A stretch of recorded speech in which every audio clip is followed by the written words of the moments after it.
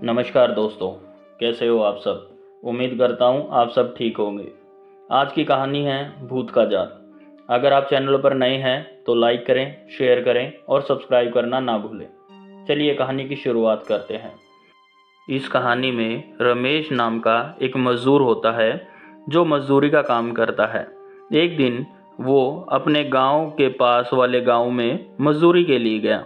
काम खत्म होने के बाद वो शाम के समय अपने घर के लिए जा रहा था, पर उस दिन अचानक बारिश के कारण रमेश कुछ देर उसी गांव में रुक गया।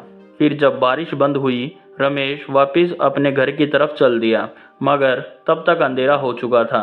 घर जल्दी जाने के चक्कर में रमेश ने खेतों के बीच से जाने का रास्ता चुना।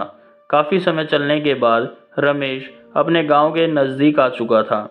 गांव में पहुंचने के लिए एक बगीचे से होकर जाना पड़ता था।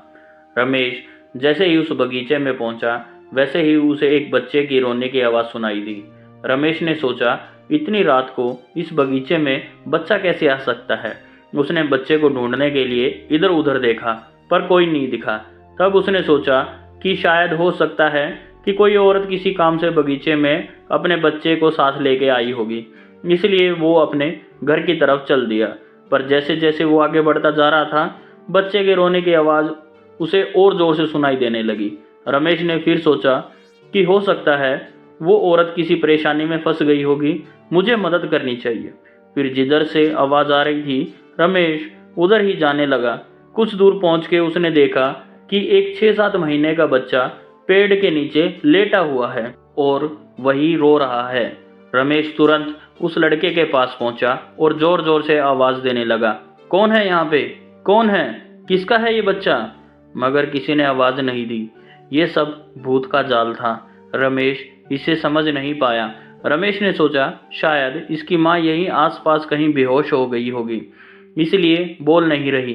फिर रमेश ने पूरे बगीचे को छान मारा, मगर उसे वहाँ पर कोई नहीं दिखा। अब रमेश ने गुस्से में चिल्लाया, कौन है यहाँ जो बच्चे को रख के चला गया है। मगर किसी की आवाज़ नहीं आई। आवाज़ न आने के कारण रमेश ने वहीं पर रुकने का फैसला किया। देखता हूँ कि कौन यहाँ अपने बच्चे को रख के चला गया है। काफ़ी देर बीत जाने के बाद भी उस बच्चे को लेने के लिए वहाँ पर कोई नहीं आया। अब रमेश समझ चुका था कि शायद कोई जानबूझ के अपना बच्चा यहाँ पर छोड़ के चला गया है। तब रमेश ने उस बच्चे को गोद में उठाया और अपने घर की तरफ चलने लगा। रमेश रास्ते भर चिल्लाते हुए जा रहा था कि कैसे कैसे लोग रहते हैं यहाँ पे, जो अपने बच्चे को अकेला ही छोड़कर चले गए। गुस्से से वो पूरे रास्ते बड़बड़ाते हुए जा रहा था। अभी रमेश को ऐसा लगा कि उसे चलने में दिक्कत हो रही है, क्योंकि बच्चा उसे अब भारी लगने लगा था। मगर रमेश घर जल्दी पहुंचने के चक्कर में और तेजी से चलने लगा। कुछ कदम चलने के बाद रमेश को ऐसा महसूस हुआ कि जैसे बच्चे का वजन बहुत ही ज़्यादा बढ़ चुका है और वो बच्चे को उठा के नहीं चल पा रहा है। रमेश ने जैसे ही बच्चे की तरफ देखा तो उस बच्चे की एक आंख बाहर की ओर लटक रही थी और उसके पैर भी लगभग ज़मीन को टच करने वाले ही थे और बच्चा रमेश को देख के हंस रहा था। रमेश इतना देखते ही डर के मारे उस बच्चे को फेंक दिया।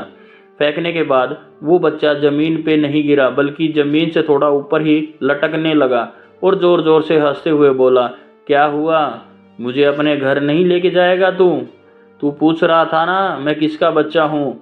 मुझे थोड़ी देर और गोद में रखता, तब तुझे बताता कि मैं किसका बच्चा हूँ।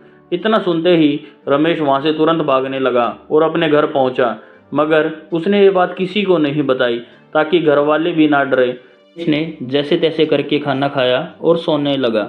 अभी रमेश को हल्की नींद आने ही लगी थी कि फिर घर के बाहर से उसे उस बच्चे के रोने की आवाज़ आने लगी। रमेश डर के मारे उठ गया। फिर धीरे धीरे करके वो आवाज़ और तेज़ होने लगी। उसने अपने घर वालों को जगाया और सबको उस घटना के बारे में बताया। फिर उसने अपने घर वालों को जगाया और सबको उस घटना के बारे में बताया।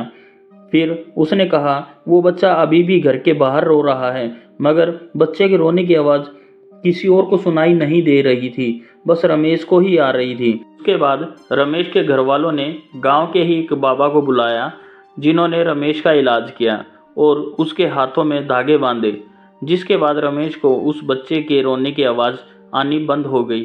फिर रमेश उस रात को आराम से सो पाया। इलाज के बाद रमेश फिर से आराम से सोने लगा और उसे किसी तरह के बच्चे की रोने की आवाज़ नहीं आई। आपको ये कहानी कैसी लगी हमें कमेंट करके ज़रूर बताएं। अगर आपके पास ऐसी ही कोई कहानी है तो हमसे शेयर ज़रूर करें। चलिए मिलते हैं एक अगली स्टोरी के साथ।